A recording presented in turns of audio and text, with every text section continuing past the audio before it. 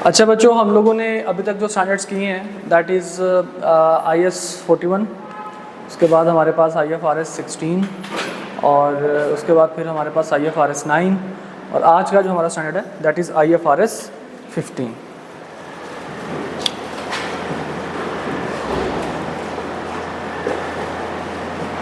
अच्छा, इसका मतलब है revenue from contract with customers. Revenue from contract with customers.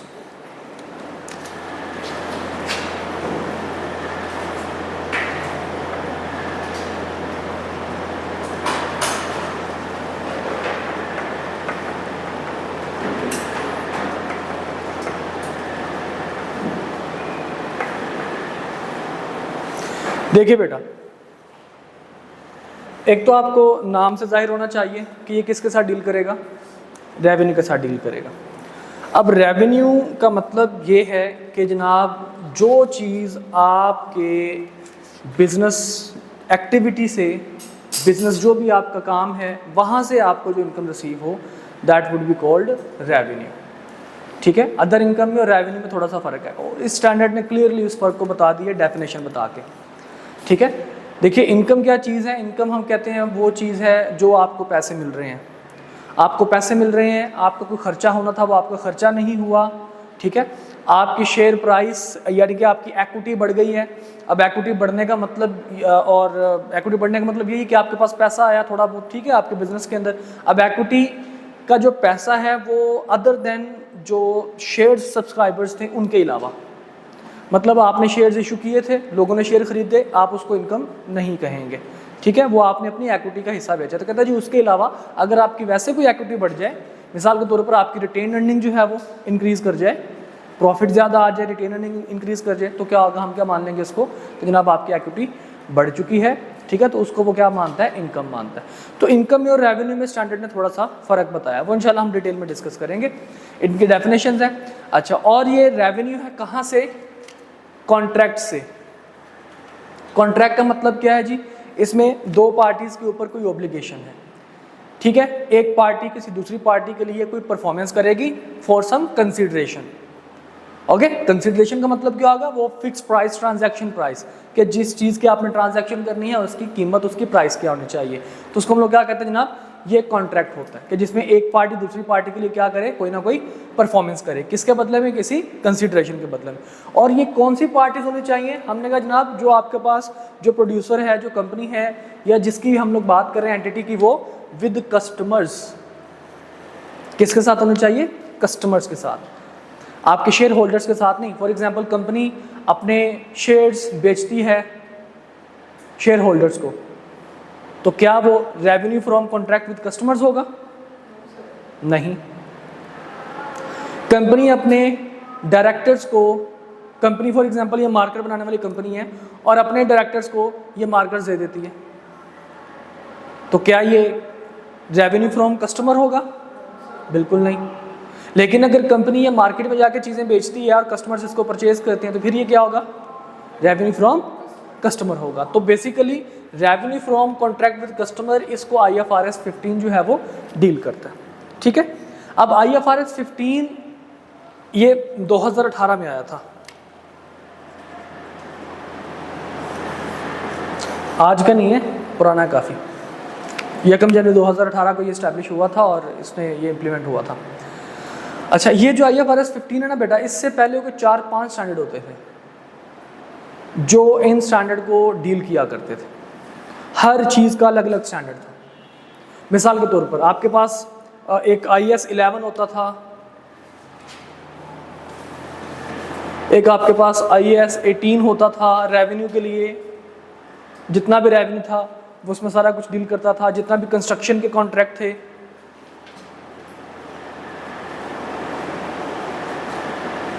वो इसको डील करते थे। एक चीज़ होती है IFRIC, international financial reporting interpretation committee के नाम से IFRIC, आपके पास ये भी स्टैंडर्ड्स या आप समझ लीजिए कि रूल्स वगैरह बनाती है कमेटी।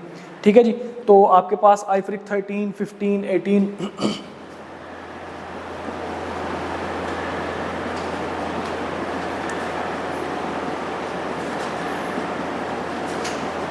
ये सारे के सारे स्टैंडर्ड जिसमें आपके पास कंस्ट्रक्शन ऑफ रियल एस्टेट आ जाएगा, ठीक है जी। और इसके अलावा जनाब ट्रांसफ़र ऑफ एसेट्स आपके पास आ जाएंगे, और उसके अलावा कस्टमर लॉयल्टी आपके पास आ जाएगी। ये तीनों के तीनों, ये कस्टमर लॉयल्टी,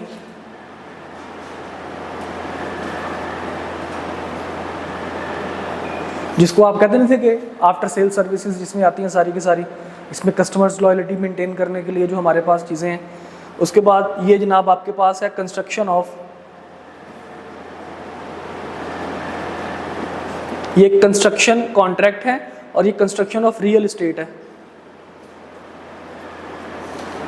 कि जो सोसाइटीज़ वगैरह बनाते हैं, जो घर बना के बेचते हैं, सोसाइटीज़ काट के बेचते हैं, सुना है कभी आपने? डिफरेंट जो सोसाइटीज़ हैं, फैसलाबाद में तो खैर बहुत सारी सोसाइटीज़ अब बन चुकी हैं। तो ये सारी की सारी सोसाइटीज़, इनके लिए डील करता था आपके पास आईफ्रिक 15 के नाम से। और ये transfer of asset from customer के नाम से। तो ये सारे स्टैंडर्ड जो थे, ये हर एक स्टैंडर्ड अलग अलग था। अब इन स्टैंडर्ड को, अब एक बंदा एक काम कर रहा है या एक से ज़्यादा वो काम कर रहा है, तो अब उसकी रिपोर्ट करने के लिए उसको बड़े प्रॉब्लम फेस करने पड़ते हैं। मिसाल के तौर पर एक बंदा जनाब एक काम करता है, उसका काम है घर बनाना, कंस्ट्रक्शन करना। अब कंस्ट्रक्शन के जो कॉन्ट्रैक्ट्स हैं वो किधर जाएंगे? IAS 11 में, ठीक है। कंस्ट्रक्शन करता है, किधर जाएंगे जनाब? IAS 11 में जाएंगे। अब अगर वो बंदा ज़मीन भी खुद बेचता है, प्लॉट भी खुद बनाता है, यानी कि अपनी सोसाइटी खुद से बनाता है, घर भी बना रहा है, कंस्ट्रक्शन भी कर रहा है, और ऊपर से फिर वो ज़मीन भी खुद बेच रहा है, तो अब यहाँ पे प्रॉब्लम ये है कि यहाँ पे कंस्ट्रक्शन ऑफ रियल एस्टेट और कंस्ट्रक्शन ऑफ कॉन्ट्रैक्ट, इन दोनों में से कौन सा स्टैंडर्ड लगाएं? हाँ जी, कौन सा स्टैंडर्ड लगाएं इनमें से? तो ये कन्फ्यूजन क्रिएट होती थी रिपोर्टिंग के टाइम पे भी। इन तमाम सिचुएशंस को देखते हुए फिर IASB ने और US का जो कमेटी है, उन लोगों ने मिलकर क्या किया, उन्होंने कहा कि जनाब एक स्टैंडर्ड ऐसा लेके आते हैं जिसमें ये सारे के सारे कवर हो रही हों। जो हमने 5 या 6 किस्म के, एक और SIC के नाम से होता है, वो हमने 5-6 जो हैं वो स्टैंडर्ड समझ लीजिए कि उनको मर्ज करके, उनके जितने भी लूप होल्स थे सारे ख़त्म करके हमने एक ही स्टैंडर्ड बनाया, दैट इज़ IFRS 15। और इफ़ आई से कि जनाब ये इम्पोर्टेंट होने के साथ साथ कंफ्यूजिंग और टेक्निकल भी है, तो इट्स नॉट रॉन्ग। IFRS 9 जैसे मैंने बताया था थोड़ा सा टेक्निकल है, लेकिन जब हमने उसकी उनकी तकनीकों को समझ लिया तो बड़ा इजी हो गया हमारे लिए। But at the same time आपके पास ये जो स्टैंडर्ड है वो उस स्टैंडर्ड से काफ़ी दर्जे टेक्निकल है और काफ़ी लेंथी भी है, ठीक है। तो इंशाल्लाह ताला इसको हम बारीकी से करेंगे, ऐसा ऐसा करेंगे कि एक एक चीज़ को ध्यान से करेंगे, तो इंशाल्लाह ये भी हमारे लिए क्या आ जाएगा, आसान हो जाएगा। ओके, तो स्टार्ट करते हैं जनाब हमारा IFRS 15।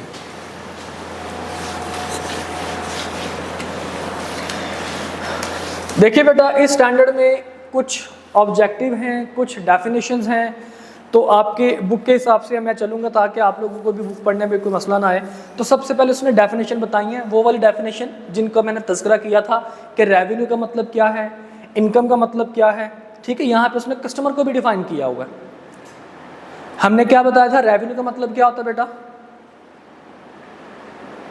मतलब क्या होता है रेवेन्यू का, अभी बताया था मैंने, अभी मैंने रेवेन्यू का मतलब बताया था, सेल्स नहीं होती है, मैंने बताया था जी। बिजनेस एक्टिविटी, जो बिजनेस की कोर एक्टिविटी है उसको परफॉर्म करके जो हमें इनकम जनरेट होती है, दैट इज़ कॉल्ड रेवेन्यू। देखिए यहाँ पे जनाब उसने रेवेन्यू के बारे में क्या लिखा है, आपके पास पेज नंबर 164 नज़र आ रहा होगा। तो कहते हैं जनाब the following definitions are relevant. कौन सी जनाब डेफिनेशंस हैं, increases in economic benefit during the accounting period in the form of inflows or enhancement of assets or decrease of liabilities that result in an ये income पढ़ रहे हैं, revenue income arising in the course of any entities 164। revenue क्या है जनाब, revenue is income arising in the course of an entity's ordinary activities, ठीक है जी। उसकी जो ordinary या core activities जो हैं, जो वो आम तौर पर जिस चीज़ का वो काम करता है, उस चीज़ को काम करने से जो उसको पैसा मिलेगा, इनकम मिलेगी, दैट वुड बी रेवेन्यू। और इनकम क्या चीज़ है? इनकम ब्रॉडर टर्म है। इनकम जनाब हम कहते हैं कि आपके एसेट में इंक्रीमेंट लग जाए, आपकी लायबिलिटी में कमी आ जाए, आपका कोई खर्चा ना था खर्चा ना हो, ठीक है, अदर देन रेवेन्यू जो भी आप पैसा कमाएं वो सारे का सारा आपके पास क्या कहलाएगा? इनकम कहलाएगा, अदर इनकम कहलाएगा, ठीक है। तो इनकम की डेफिनेशन जनाब देखिए, कहते हैं जी increase in economic benefits during the accounting period in the form of inflows और इन्हेंसमेंट ऑफ एसेट्स और decrease of liabilities that result in an increase in equity. समझ आई बात की कि आपको क्या हो रहा है? आपका इकोनॉमिक बेनिफिट्स के अंदर इंक्रीज हो रहा है, यानी कि आपके इकोनॉमिक बेनिफिट्स क्या हो रहे हैं? अगर किसी चीज़ से बढ़ते हैं किसी अकाउंटिंग पीरियड में, किस फॉर्म में? इनफ्लो की फॉर्म में, यानी कि आपको कोई चीज़ रिटर्न मिल रही है इनफ्लो की फॉर्म में, और आपके एसेट्स जो हैं वो इन्हेंस होते हैं, बढ़ते हैं, या आपकी लायबिलिटी कम हो जाती है, ठीक है। और इसके रिजल्ट में क्या होता है? अल्टीमेटली आपकी इक्विटी बढ़ती है, ठीक है। अच्छा, अब यहाँ पे अदर देन का वो जो वर्ड मैंने बात की थी कि इक्विटी बढ़ने का एक और भी तरीकेकार है कि आप क्या करवा लें? आप लोगों से इन्वेस्टमेंट करवा लें, ठीक है। तो वो कहता है जनाब other than those relating to contribution from equity participants, ठीक है, कि इक्विटी पार्टिसिपेंट से कॉन्ट्रीब्यूशन करवाएंगे कि इन्वेस्टमेंट के अलावा आप जो भी आपका पैसा इक्विटी बढ़ती है वो आपके पास क्या कहलाती है? इनकम कहलाती है। क्लियर? और उसके बाद कस्टमर का भी जनाब इस स्टैंडर्ड ने डेफिनेशन बताइए जी। कस्टमर कौन है जी? A customer is a party that has contracted with an entity to obtain goods और services that are an output of the entity's ordinary activities, ठीक है। जो एंटिटी की ऑर्डिनरी एक्टिविटीज हैं वो जो सर्विसेज या गुड्स वगैरह जो देती हैं उनको उनके साथ कॉन्ट्रैक्ट करें एंटिटी के साथ कि उस गुड्स या सर्विसेज को हासिल करेगा अगला बंदा। याद कीजिए हमने IFRS 16 पढ़ाते हुए, लीज पढ़ाते हुए मैंने बताया था कि उसमें हमने फ़र्क करना है कि उसमें जो एंटिटी है जो लेसर है वो सब्स्टिट्यूट ना कर सके। याद है ना कि मतलब मिसाल के तौर पर उसने कहा कि जी एक बंदा जाता है और जाके कहता है जी मुझे कोई ट्रक जो है वो रेंट पे दे दो, मैं सेल्फ ड्राइव करके चीज़ों को एक जगह से दूसरी जगह ट्रांसफ़र कर दूंगा और वो ट्रक का जो है वो नंबर वगैरह नेम वगैरह मेंशन होगा, ठीक है। ये किधर जाता है? ये कॉन्ट्रैक्ट कौन सा है? ये लीज का कॉन्ट्रैक्ट है जो कि IFRS 16 है, ठीक है। लेकिन अगर मैं दूसरी तरीके से बात करूं, यानी कि यहाँ पे हम हायरिंग की बात करते हैं ना, और अगर मैं यहाँ पे इस तरीके से बात करूं कि जनाब मुझे ट्रक रेंट पे ना दो बल्कि ट्रक ड्राइवर दे दो टू ट्रांसफर गुड्स। अब मैं सेल्फ ड्राइव पे नहीं लेके जा रहा, अब मैं क्या कर रहा हूं? मैं ट्रक ड्राइवर को हायर कर रहा हूं कि भाई साहब अपना ट्रक ले आइए और ये गुड्स मेरी यहां से वहां पे पहुंचा दीजिए, ठीक है। तो ये भी एक कॉन्ट्रैक्ट है, ये भी कॉन्ट्रैक्ट था, लेकिन ये कॉन्ट्रैक्ट कौन सा था? लीज का। ये भी कॉन्ट्रैक्ट है, ये कौन सा है? ये आपके पास सर्विस का कॉन्ट्रैक्ट है, ओके। तो ये सर्विस का कॉन्ट्रैक्ट इसको डील करता है, इस तरह के कॉन्ट्रैक्ट को IFRS 15, contract with customer, revenue from contract with customers, okay, ठीक है। इसको रहने दें, समझ आई बात की?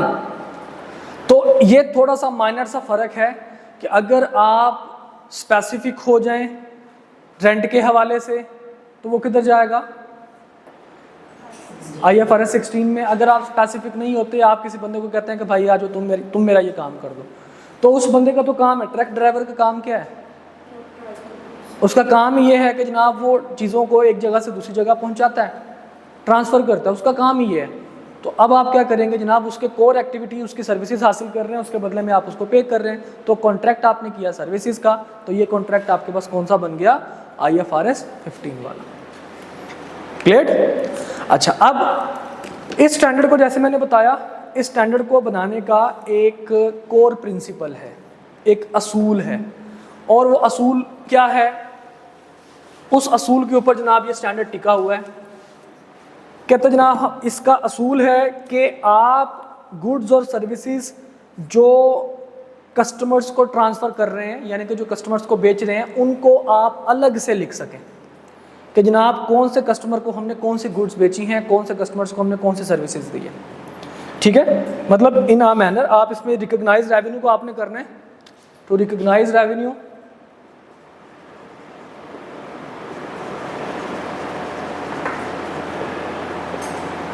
किस तरीके से,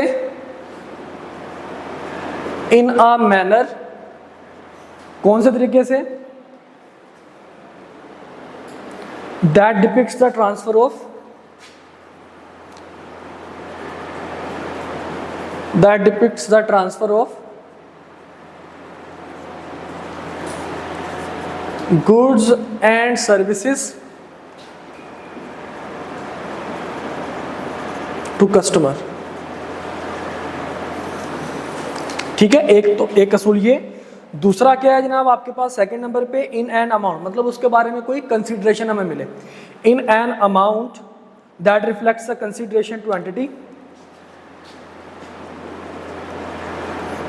in an amount that reflects the consideration from entity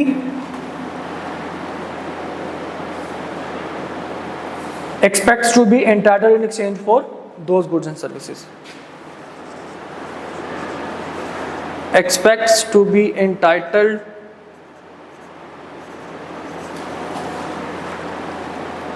in exchange of goods and services।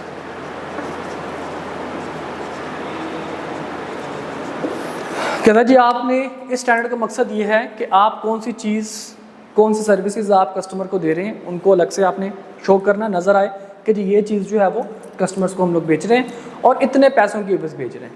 ठीक है, तो पहला जो रूल है वो क्या है कि जनाब अलग से मेंशन करना किस चीज़ का, कि गुड्स एंड सर्विसेज जो हम कस्टमर को बेच रहे हैं। ओके, अगेन मैं बार बार कस्टमर की बात कर रहा हूँ। ठीक है, कस्टमर का यहाँ पे मतलब वो है कि जिसने हमारी चीज़ को इस्तेमाल करना है, जिसका तो कोई हमारे साथ ताल्लुक नहीं है सिवाय चीज़ों की ट्रांसफ़र के, जो हमारे साथ कॉन्ट्रैक्ट करेगा। ठीक है, और कौन सी अमाउंट लिखनी है हमने, हम कहते हैं जनाब आपने ऐसी अमाउंट जो कि बता रही हो कि इस चीज़ के बदले में उसने इतने पैसे मिल जाएंगे उसको, या उसको इतने पैसे मिल चुके हैं।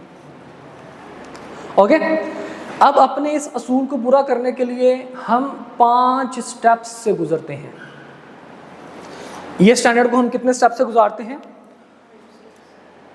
5 स्टेप से जनाब हम इसको गुजारते हैं। स्टेप नंबर 1 कहता जी सबसे पहले जो काम है आपने क्या करना है, आइडेंटिफाई कॉन्ट्रैक्ट। आपका सबसे पहले काम क्या होना चाहिए कि आपने कॉन्ट्रैक्ट को आइडेंटिफाई करना है कि कॉन्ट्रैक्ट जो है वो किस नेचर का है। गुड्स का कॉन्ट्रैक्ट है, सर्विसेज का कॉन्ट्रैक्ट है, क्या कॉन्ट्रैक्ट है क्या नहीं, किस चीज़ का आप कॉन्ट्रैक्ट कर रहे हैं। ठीक है, सेकंड नंबर पे आपने स्टेप नंबर 2 आइडेंटिफाई ऑब्लिगेशंस, कि आपके कितने प्रोमिसेस हैं एक कॉन्ट्रैक्ट में। देखिए एक कॉन्ट्रैक्ट में एक से ज़्यादा प्रोमिसेस हो सकते हैं। ठीक है, मिसाल के तौर पर मैंने कहा जी जैसे हमने ये एसीज लगवाए हैं, अब हमने हर कंपनी से एसीज हमने परचेज किए। ठीक है, उन्हीं के साथ हमने कॉन्ट्रैक्ट किया कि आप हमें एसी बेचेंगे और इंस्टॉल करके देंगे। इंस्टॉलेशन अलग चीज़ है, एसी खरीदना अलग चीज़ है। ठीक है, लेकिन हमने उनके साथ एक ही कॉन्ट्रैक्ट कर लिया, किस चीज़ का, कि वो हमारे लिए हमें एसी बेचेंगे भी और हमें क्या करके देंगे, हमें इंस्टॉल भी करके देंगे। तो ये 2 ऑब्लिगेशंस हमारे पास बन गई एक कॉन्ट्रैक्ट में। ठीक है, तो ये हमारा सेकंड नंबर पे आइडेंटिफाई ऑब्लिगेशंस के जनाब आपने अपनी ऑब्लिगेशंस देखनी है कि कितनी आपके पास ऑब्लिगेशन है और उनको सेपरेटली आपने मेंशन भी करना है। अच्छा जी, उसके बाद जनाब हमारे पास है transaction price.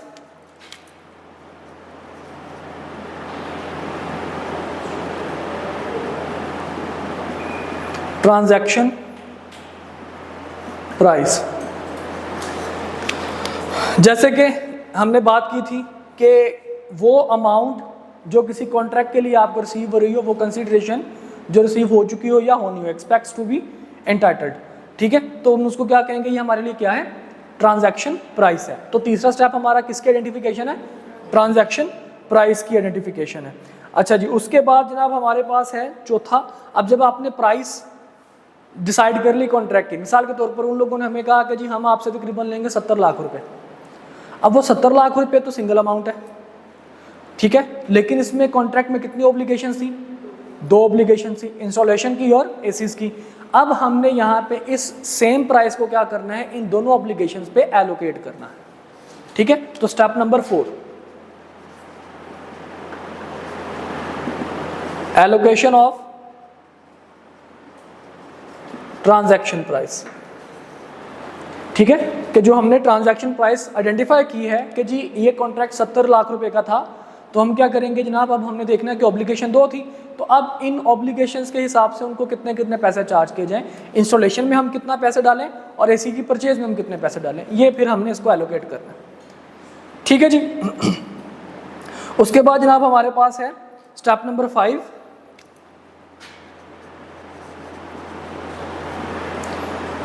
Recognition of revenue. आपने इस रेवेन्यू को रिकॉग्नाइज करना है। अब रिकॉग्निशन 2 तरीके पे हो सकती है, जिसको हम लोग कहते हैं जनाब एट पॉइंट और over the time. At point का मतलब होता है कि जनाब जिस टाइम आपने, कस्टमर आपका सेटिस्फाई हो गया, कस्टमर ने कह दिया कि जनाब मुझे चीज़ आ गई है, उस टाइम पे आप क्या कर लेंगे, इसको रिकॉग्नाइज कर लेंगे, that is called at time, ठीक है।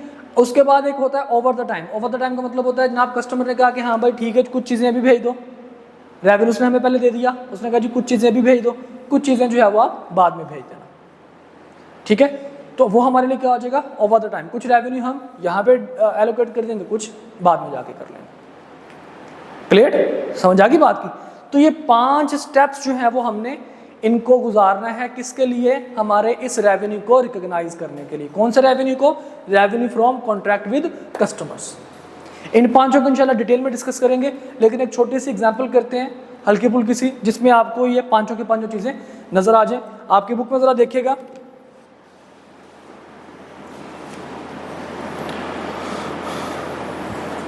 देखिए जनाब, एग्जाम्पल नंबर 1 है जी, on 1 November 2007 Shahid receives an order from a customer for 30 computers as well as 12 months of technical support for computers. हाँ जी भाई साहब, क्या कॉन्ट्रैक्ट है, वो कंप्यूटर बेचेगा भी और उनको 12 महीने की टेक्निकल सपोर्ट भी देगा, टेक्निकल सर्विस की। Shahid delivers the computers and transfer its legal title to the customer on the same day, यानी कि 1 नवंबर को ही उसने क्या कर दिया, कस्टमर्स को अपने कंप्यूटर बेच दिए। द कस्टमर पेड ₹25,000 अपफ्रंट, उसने कितने पैसे दिए, 25,000 रुपये दे दिए उसने। The computer sells for 20,000 and the annual technical support sells for 5,000, और 12 महीने की यानी कि 1 साल की जो उसकी अपना टेक्निकल फ़ी है सपोर्ट करने की, वो कितनी है, 5,000। मतलब उस कस्टमर ने पैसे पहले दे दिए। अब यहाँ पे 2 पॉइंट है, एक तो आपके पास बन जाएगा रिकग्निशन में एट द पॉइंट कि जितने की उसने एसेट बेच दी है, अब एसेट वाला ऑब्लिगेशन दोबारा उसने परफॉर्म नहीं करना, ठीक है, तो वो एट द पॉइंट हो गया 1 डे। एट द पॉइंट का मतलब क्या है, 1 दिन उसी टाइम पे। और ओवर द टाइम का मतलब क्या है, जिसमें ज़्यादा दिन आ जाए कि जनाब उसकी परफॉर्मेंस 1 से ज़्यादा दिनों के लिए आपने करनी है, ठीक है। तो अब यहाँ पे जो टेक्निकल सपोर्ट है वो 12 महीनों के लिए उसने करनी है, और जो कंप्यूटर उसने बेचना है वो 1 दिन में उसने बेच के फारिग हो जाना है। अच्छा जी, तो अब यहाँ पे कहते हैं जी apply the 5 step model on above agreement for the year end 31 December 2017, जैसा जो भी है। सबसे पहले कहता है जी आइडेंटिफाई कॉन्ट्रैक्ट। तो कॉन्ट्रैक्ट आपके पास कौन सी नेचर का है, हमने कहा जनाब कॉन्ट्रैक्ट है, मिटा दो इसको, हमने कहा जी कॉन्ट्रैक्ट है आपके पास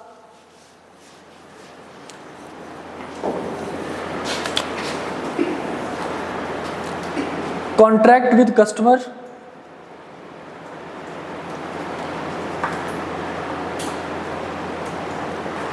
to sell computer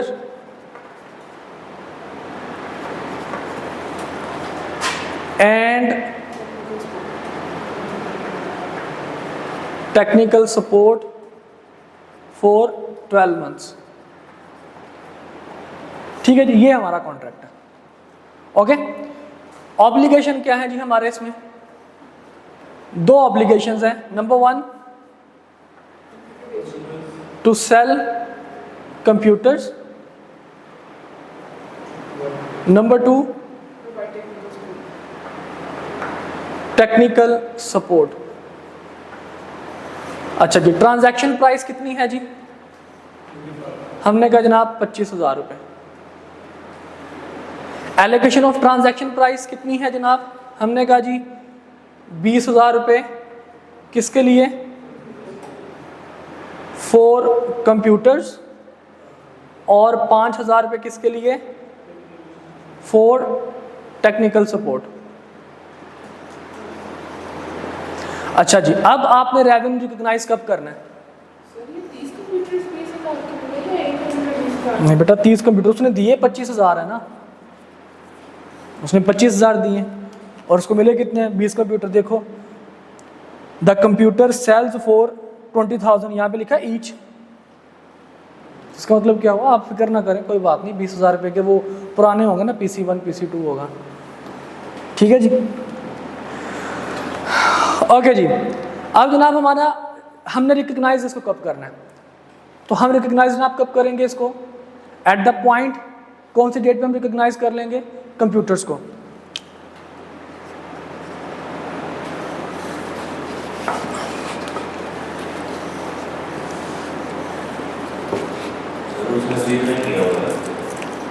पर कंप्यूटर उसने लिया हुआ है।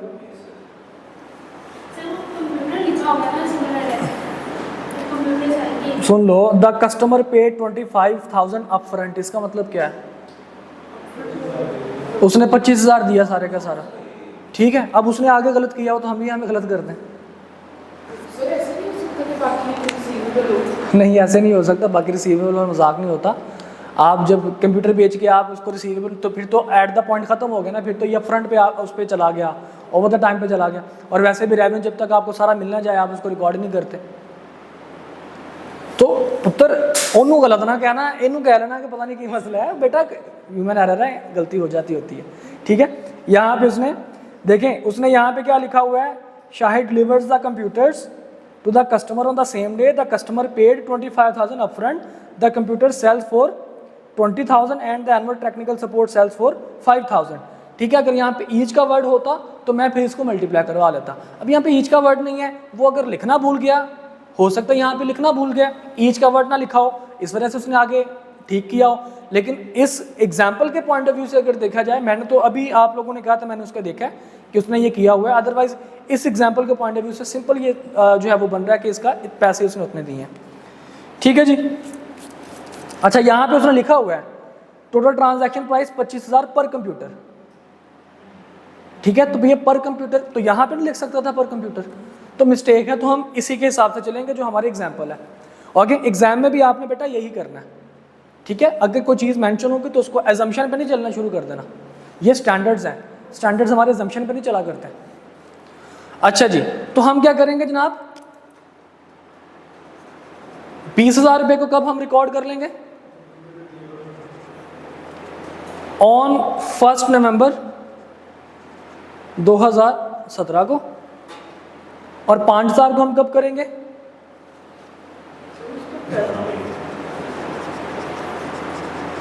Over 12 months. जैसे जैसे महीना गुजरता जाएगा आप वैसे वैसे क्या करते जाओगे, इसको हर महीने पे, यानी कि 5,000 को आप 12 पे डिवाइड करोगे तो पर मंथ आ जाएगा। ठीक है, तो आप उसको हर महीने जैसे जैसे महीना गुजरता जाएगा आप उसको रिकॉर्ड करते जाओगे। ये आप एक ही दफ़ा रिकॉर्ड करोगे। कब? 1 नवंबर को।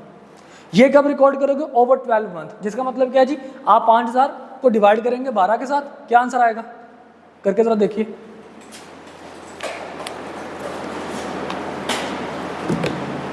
416.67। ठीक है, अब यहाँ पे देखो उसने किसकी बात की? उसने बात की है दिसंबर तक की। ठीक है, तो अब दिसंबर तक का मतलब क्या है जी? हम यहाँ पे बात कर लेंगे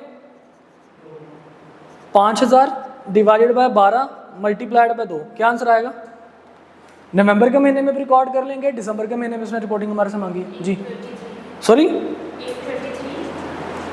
0.333 ये 34 तो this is not 34, rounding off का रूल होता है, 5 से ज़्यादा हो तो फिर चेंज करते हैं। सर नहीं 4 और 7 को 20% किया था ना